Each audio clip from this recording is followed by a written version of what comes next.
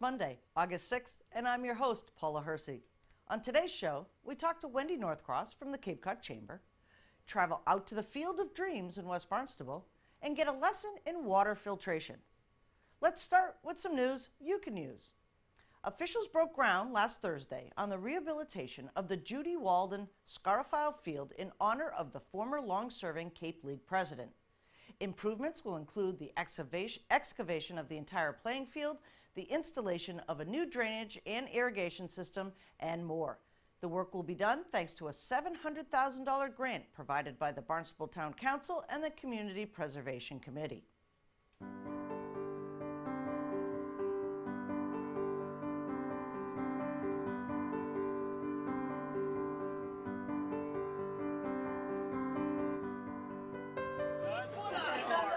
Your foot. That's good luck. That's good luck. Show the bird. You know, the field is really in bad shape, and I'm not sure that it could be used next year unless it was fixed. So it really became a safety issue, just absolutely has to be fixed. And now we have the money to be able to do it, and we're over the moon that this has happened. You know, people have said, are you happy with today? I'm so happy that so many town officials like Lynn Poyon is here. And it makes such a difference when Mark Ells and our chief of police and our fire chief and Lindsay Council come to an event, because it raises the level of the importance of the event. It was important for them to be here. It was enormously important for us to have them here. So I'd say if I had to sum it up, it's really about the partnership with the town. This was an important project because of the community partnership with the Harbor Hawks organization. Very important that that's recognized, because they are taking on all the maintenance for this project and putting in a considerable match from previous investments in the field, and going forward they've committed to build more bleachers, facilities here, handicap accessibility projects and that kind of thing. So very, very important.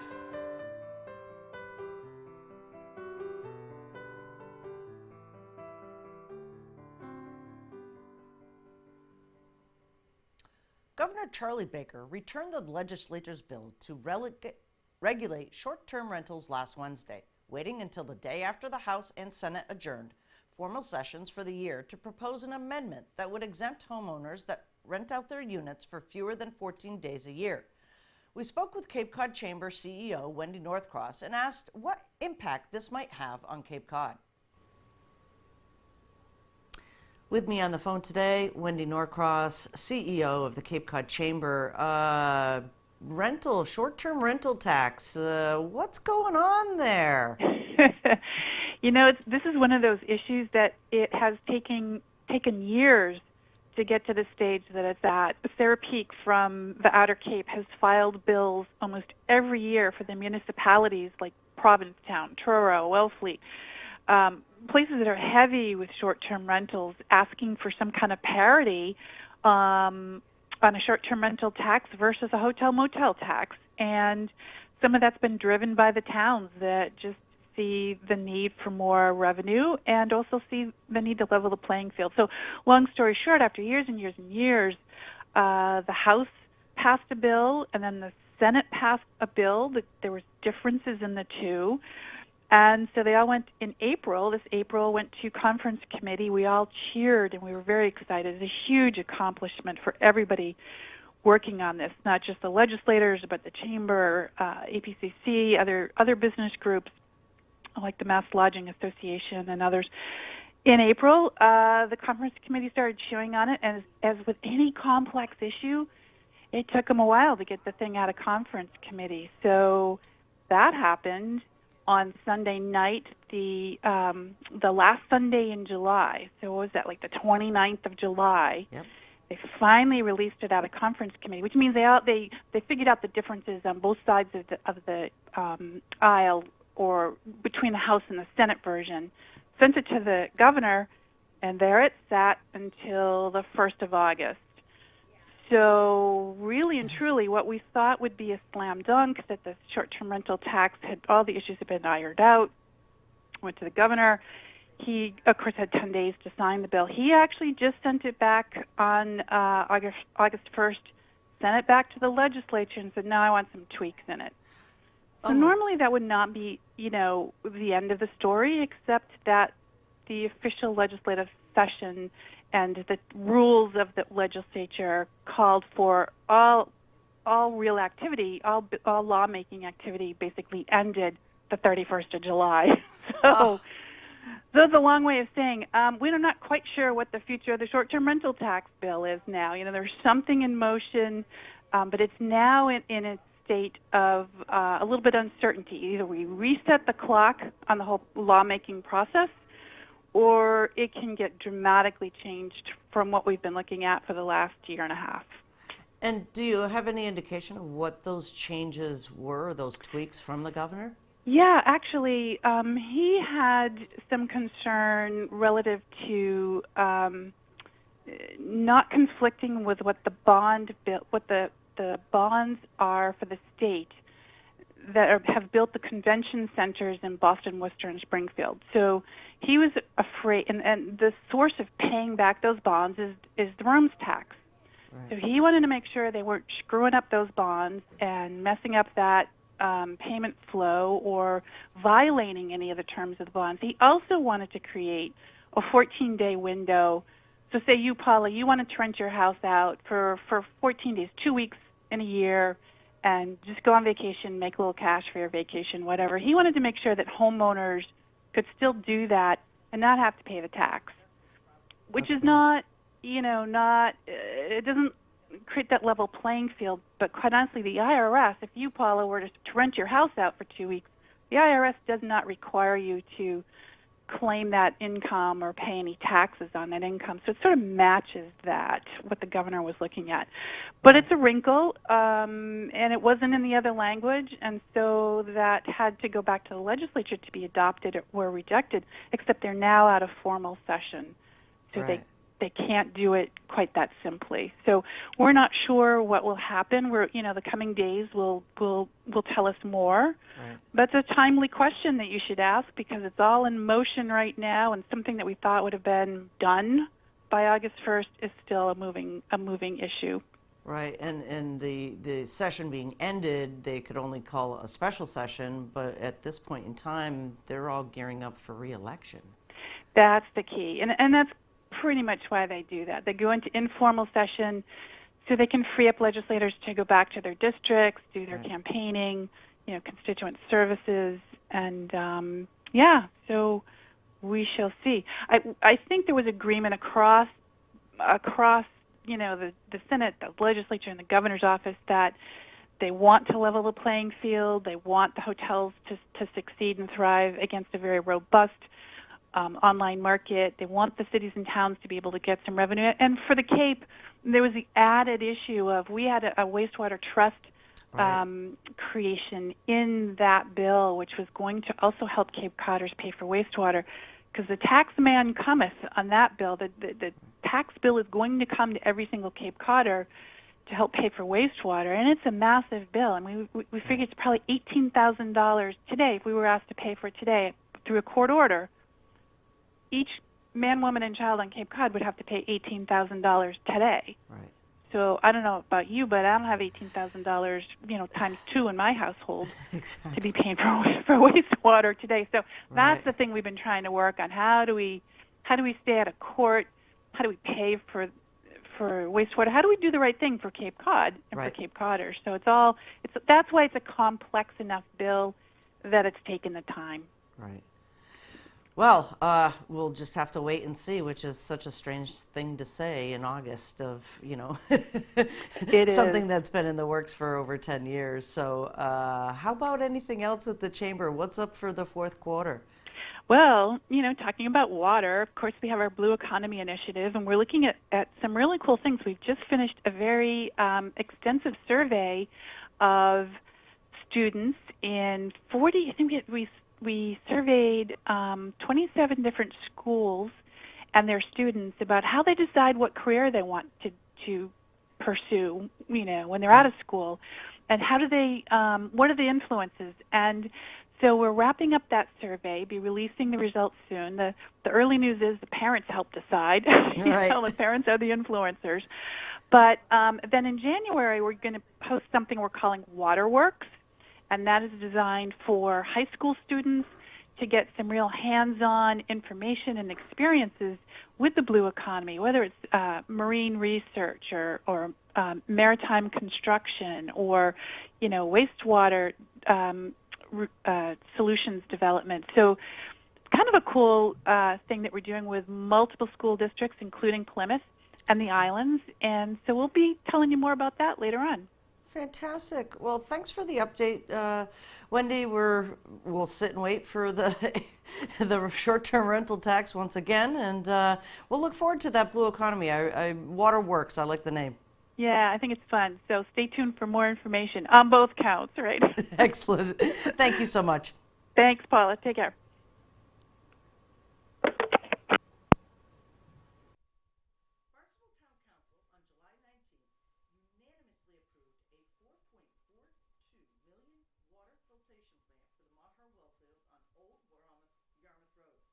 Channel 18 spent several hours with Hans Kaiser at the well fields to learn more about how our water gets and stays clean.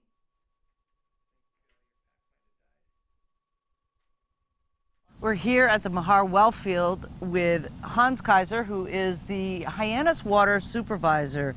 Hans, this is some good news. The monies to really redesign this well field has been passed through Town Council. You're ready to go. Yes, we are. We're happy with that, and definitely thanks to the town councilor that all of them voted for this project, and also the Hyannis Water Board was in full support of this project.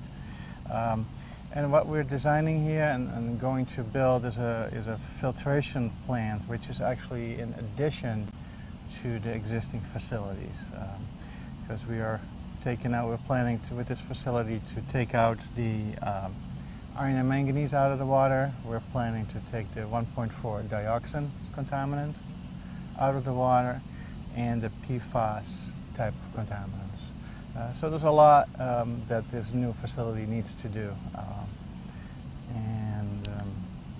So with the new facility coming on, let's just back up a little bit. So this isn't just something we decided to do 3 years ago. This project kind of had, pen to paper looking, because these contaminants were in the water and they're not easily removed. Yeah, that's correct. That's correct. We discovered these contaminants in the water. They're the what I call emerging contaminants. They're not regulated yet. The federal government, EPA, required us to do sampling and testing for these contaminants in 2014, 2015. We discovered 1.5 dioxin and up in the Maridun area, PFAS, PFOA contaminants. Maridun, we dealt with that with activated carbon, and over here we ended up shutting down one well and building an interconnection with the town of Yarmouth Water Department and mixing the two waters, and in that way diluting it enough that it's safe to drink and under the health advisory levels. But long term, it's really not a good situation, because dilution is not really the preferred action, right, in our judgment. And the other issue is, if you spend close to $1 million a year on purchasing water from Yarmouth, that's a lot of money. And the other issue is, if there's a problem in Yarmouth, their first priority is their own customers, which I can understand. It's just not a secure and safe option for the ratepayers in Hyannis. So what we did is we went with a preliminary design option to see what our options were for removal of these contaminants. Last summer we did a pilot testing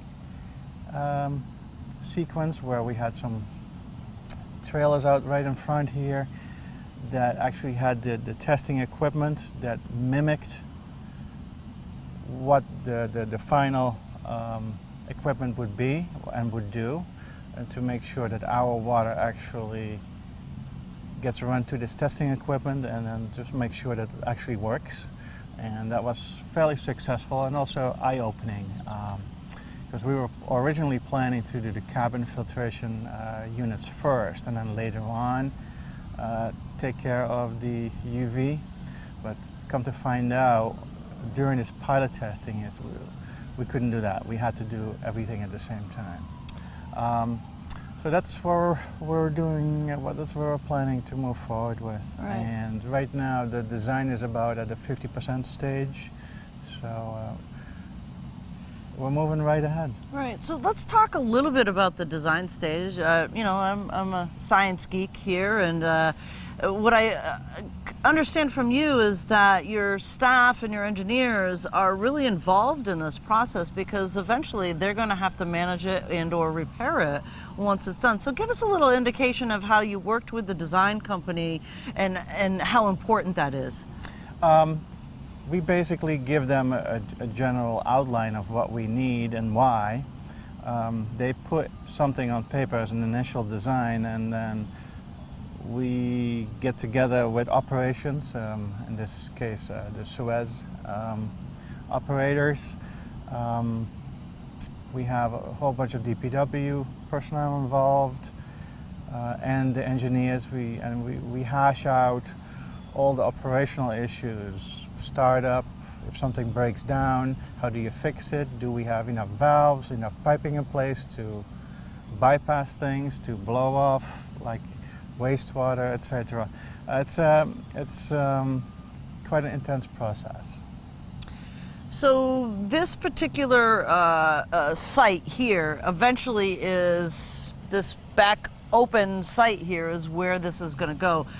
Kind of walk us through the timeline of what's going to happen from now, since the money's been appropriated, to when this new well field is going to come online, the new station. It's quite a process. We're planning to submit to DEP for financial and technical approval design plans and bid specs in October this year. Hopefully we'll get approval by the end of November and then go out to bid in December, January timeframe. Pick a designer, sorry, not a designer, a contractor, and we have to deal with filed sub-bids because of the way the construction works. So we hope to break ground in the spring of 2019, construct all through the summer, all through the winter, and have the plant online before the summer of 2020. Wow, that's an aggressive timeline. We have to. We have to, right. So, Yes. you know, water, I don't think, well, I do think that most people know about water quality, but it's really important that, since this is a municipal-owned water department, that you're always constantly thinking about the residents who are consuming this water, and that, you know, a lot of the things that you do here are really literally for the residents. Yep, that's absolutely the case. Okay, so it's all designed, you flip a switch and it goes online? No, it's not that easy. There's a lot of sampling, testing, adjusting, fine-tuning, which is going to take probably a couple of months. And then the DEP needs to come through the facility, they do their testing, and then if they're satisfied, they will approve and sign off on the facility. And only after we get that final approval can we actually go online. Okay. So it's still quite a process. The interesting part about this facility is it's going to be the first facility of this kind in Massachusetts. Really? So it is the fact that we are going to be treating not only iron and manganese, which is kind of standard, but the fact that we're also going to remove emerging contaminants, PFAS, PFOA, and 1.4 dioxin it's the first in the state of Massachusetts. Right. And these emergent contaminants, this is just starting to come to the forefront within the DEP and some of the other agencies here. Touch upon, these aren't regulated yet. We don't know what these contaminants may or may not do. Well, we got a pretty good idea because of the health advisory and the health issues that are being researched. The issue is the EPA and Mass DEP, up till shortly, didn't really have a good sense of the safe levels of these contaminants in the drinking water. On top of that, the laboratory techniques and equipment that is out there now that wasn't out there 10, 15 years ago makes it possible to detect these compounds to very, very minute levels. 10, 20 years ago, it just wasn't possible to do that. But with that also comes the next set of questions that is more philosophical in the sense that, what's the right level and what's not, because before that you couldn't measure it, now you can, but what do you do with that information? Right. And the town of Barnstable, especially the DPW, we basically caution on the side of safety, because we think that it's important to provide maximum safety for our residents, and not try to minimalize things. So is this facility being the first of its kind in Massachusetts, yes, you can actually bring back data to some of these agencies with these emergent contaminants? Yes, we do. And actually, we also work right now with not only the Silent Spring Institute, but also the Harvard University, the School of Public Health in Rhode Island, the School of Public Health in Rhode Island, work with them together with the STEEP program to get the research done and to really get a comprehensive look on what these issues are and how to address them properly. Excellent. Well, thanks so much, Hans. Anything else you welcome. want to tell anybody? No, basically the water is safe and to drink. I drink it every day. And we just keep on moving forward and making sure that the water is safe and fight for clean and safe drinking water right in here in Hyannis. And it's quite a challenge, but we're up to it. Excellent. Thank you so much. A wet spring and a field of clay were several challenges the Department of Public Works has faced in the redesigned construction of the baseball field and Luke's Love Playground in West Barnstable. Town architect Mark Marinaccio explains the project and updates us on its timeline for completion. If you build it, he will come. Here with me today is town architect Mark Marinaccio. Lombard Field, 70% complete? Yep, we're 70% complete. So out here we've got a field, the sod is laid, we've got a sign, we've got a press box. Give us a little indication of where we are in the project. Well, right now we have basically pulled up a lot of the West Barnstable clay material out of the field, put in some good material. We put in our drainage system, we have our irrigation system in, and we've laid the sod, so that is actually rooting right now. We're right now have a mason that's working on the entrance to Luke's Love. Looks like we'll be paving the sidewalks sometime this week, early next week. And we're waiting on some parts for the stormwater system here. And once those arrive, the contractor will be back on site probably within 2 weeks and finish up. Moving along, it's been a long summer, obviously. You've had some rain, you've had a terrible spring, which I'm sure held things up.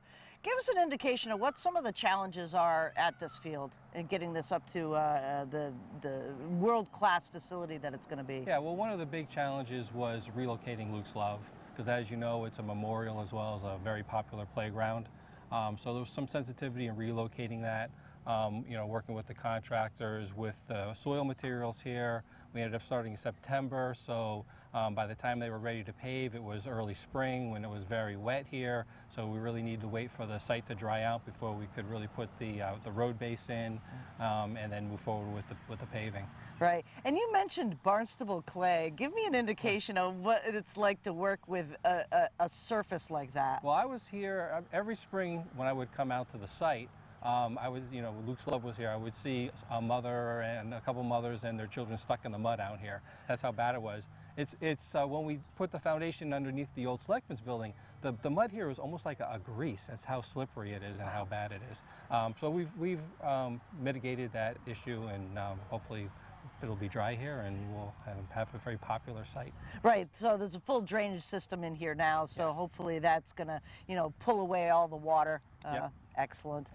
The clubhouse or the press box, there was one here. You have no idea how it got here. No, But the new one is really a state-of-the-art. It's going to be accessible for everyone. Yep, yeah, the press box is uniquely designed where the first floor will be accessible from grade, as well as a accessible walkway around the far side of it to get down to the field. So the site will be completely accessible. Right. So what's your feeling on this particular project? You happy it's coming to its end, or you're going to be sad to not come out to West Barnstable every day? We're always happy when every project comes to an end, Right. and we can hand it over to the public and they can start using it. I mean, the only real benefit we get out of the project is to see them done successfully. Excellent. Thank you so much, Okay. Mark. You're welcome. Here's a look at the community calendar. Bring a blanket and chairs and enjoy a movie under the stars on the Hyannis Village Green on Tuesday, August 7th. Before the movie on the big screen, spend time with fun crafts themed with each week's movie, 7 p.m. to 8 p.m., brought to you by the Discover Barnstable. This week's movie is Paddington 2, sponsored by Ben & Jerry's. Comments, suggestions, accolades? Connect with us on Facebook, email us, or send us an old-fashioned note by carrier pigeon. Channel 18 works for you. I'm Paula Hersey, and thank you for watching Barnstable Today.